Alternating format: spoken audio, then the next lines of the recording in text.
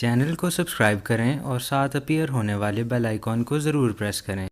बिस्मिल्लाहिर्रहमानिर्रहीम। अस्सलाम वालेकुम वरहमतुल्लाहि वबरकातुहू। मैं हूं आपका family physician doctor Mohammad Asif Yunus.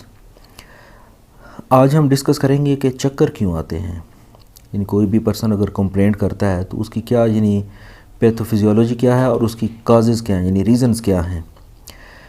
हमारा जो जिस्म है यानी कुदरती तौर पर वो एक बैलेंस में रहता है और हमारा दिमाग जो है वो इसके लिए 3 तरह के जो सोर्सेज इस्तेमाल करता है, यानी 3 तरह की इंफॉर्मेशन उसको पहुंचती हैं जिस्म के मुख्तलिफ़ अज़ा से, जो हमारे दिमाग को ये डिसीजन लेने में मदद देती हैं कि हमारा जिस्म बैलेंस में है या इम्बैलेंस सिचुएशन चल रही है, और इसी के कॉन्फ्लिक्ट की वजह से चक्कर आते हैं।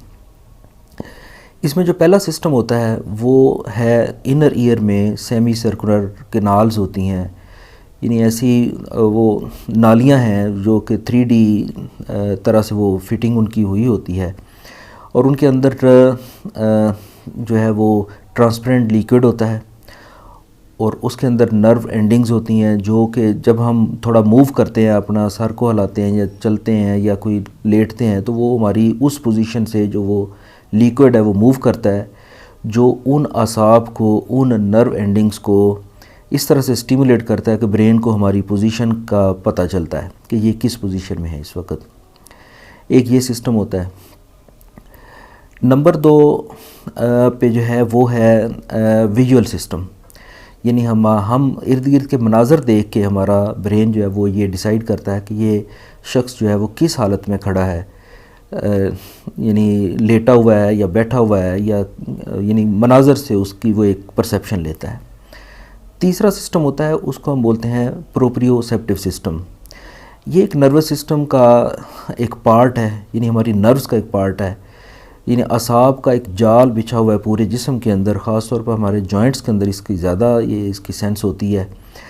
ये वो सिस्टम है जिसके तहत ब्रेन को ये पता चलता है कि हमारा मुख्तलिफ़ ऑर्गन्स जो हैं वो किस जगह पे हैं। मसला हमें बग़ैर देखे ये पता होता है कि हमारा पाँव किस जगह पड़ा है और हमारे हाथ कहाँ हैं, यानी ज़रूरी नहीं कि हम देखें, लेकिन हमें ये सेंस होती है कि हमारे जिस्म का फ़लाँ हिस्सा किस जगह पे मौजूद है। तो ये एक सेंस जो ब्रेन को जाती है, ये भी बैलेंस सिस्टम में ये एक पार्ट अदा करती हैं। तो तीनों जो सिस्टम्स होते हैं ये एक अपनी अपनी जगह पे इंफॉर्मेशन ब्रेन को देते हैं, जिससे ये पता चलता है कि हमारा जो तवाज़न है वो किस तरह से हमारी बॉडी का तवाज़न कायम है। इसमें अगर इसकी ज़िक्र किया जाए कि इसमें क्या डिफ़ेक्ट क्या हो सकते होते हैं, इसमें मिसाल के तौर पे जो इनर ईयर है उस कैनाल्स में इन्फेक्शन या कोई ऐसा मसला हो जाता है तो वो उसकी वजह से उसकी जो इंफॉर्मेशन है वो गलत जाएगी। विजुअल सिस्टम की इंफॉर्मेशन गलत जा सकती है मुख्तलिफ वजह से, या जो हमारा तीसरा जो इसका सेंसरी सिस्टम है, जो प्रोप्रियोसेप्टिव सिस्टम है, उसमें भी अगर इंफॉर्मेशन गलत जा रही है तो किसी एक सिस्टम से इंफॉर्मेशन दिमाग को सही जा रही है, लेकिन दूसरा सिस्टम जो है वो उसको दूसरी पोजीशन में बता रहा है। तो ये जो आपस में कॉन्फ्लिक्ट आता है, एक दूसरे का इख्तलाफ आता है, उसकी वजह से ब्रेन ये डिसीजन नहीं ले पाता कि जो बॉडी की असल हालत क्या है। तो ये जो सूरत होती है ये चक्कर आने का सबब बनती है। तो चक्कर आने की जो पैथोफिजियोलॉजी है वो यही है कि दिमाग का जो सेंसरी सिस्टम है जिससे उसको इन्फॉर्मेशन मिलती है उसमें आपस में इख्तलाफ हो जाता है, यानी कॉन्फ्लिक्ट आता है, जिसकी वजह से ब्रेन ये डिसाइड नहीं कर पाता और वर्टाइगो, डिजीनेस या चक्कर आने की सूरत पैदा होती है। अब हम देखते हैं कि भी कौन कौन सी कंडीशंस ऐसी हैं जिसमें चक्कर आ सकते हैं, यानी डिजीज़ या क्लिनिकल कंडीशंस कैसी हैं, कौन सी हैं। इसमें एक तो होती है बिनाइन पोजिशनल वर्टाइगो, हम उसको बोलते हैं। ये बुनियादी तौर पे वही लेबरेंथाइन सिस्टम जो हमारा जो सेमी सर्कुलर कैनाल्स हैं ये उनका डिफेक्ट होता है। उसकी वजह से यानी अगर इंसान लेटा हुआ है, लेटे से अगर उठ के बैठे तो उसको चक्कर आने शुरू हो जाते हैं, तो ये उस सिस्टम का डिफेक्ट होता है। इसके अलावा मोशन सिकनेस है कि जब हम किसी गाड़ी में सफ़र करते हैं तो हमारा विजुअल सिस्टम हमें मुतहर्रिक बताता है, जबकि वैसे हम दूसरे जो सिस्टम हमारे हैं वो हमें स्टैटिक बताते हैं, जिसकी वजह से वो एक कॉन्फ्लिक्ट आने की वजह से वर्टाइगो, चक्कर आने का और कै आने का, मतली, इसकी तरह की सूरत हाल बन जाती है। इसके अलावा मिग्रेन है, दर्द इश्की का, उसमें भी उसके भी सिम्टम्स में चक्कर आना, इस तरह की कंडीशन वो हो सकती है। कान के अंदर इन्फेक्शन होना, यानी ओटाइटिस मीडिया या कान की कोई पुरानी इन्फेक्शन, उसकी वजह से भी चक्कर आ सकते हैं, चूँकि वो भी हमारे जो बैलेंस सिस्टम है उसको वो मुतासर करती है, उसके चूँकि करीब होता है।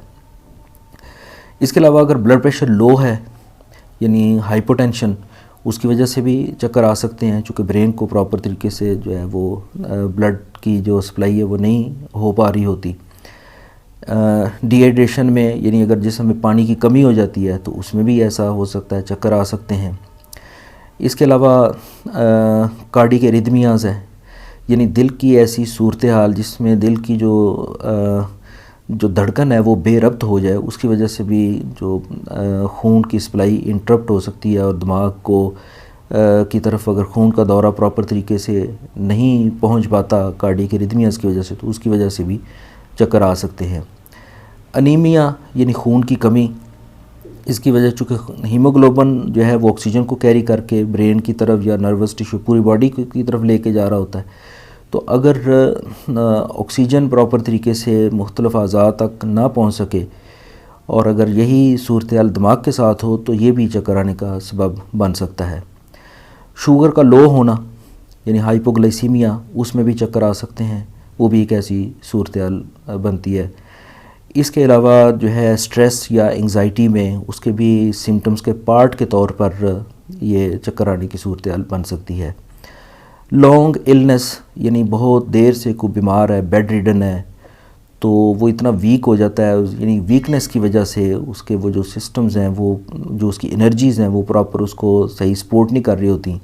और अगर ऐसी सूरत में अगर इंसान चलने की कोशिश करे या चलता है तो वो उसको चक्कर आने या वर्टाइगो की सूरत हाल का सामना करना पड़ सकता है। उम्मीद है कि आपको ये वीडियो पसंद आई होगी। मेरे चैनल को सब्सक्राइब करें और साथ अपीयर होने वाले बेल आइकन को ज़रूर प्रेस करें ताकि आपको हर नई आने वाली वीडियो का नोटिफिकेशन मिल सके।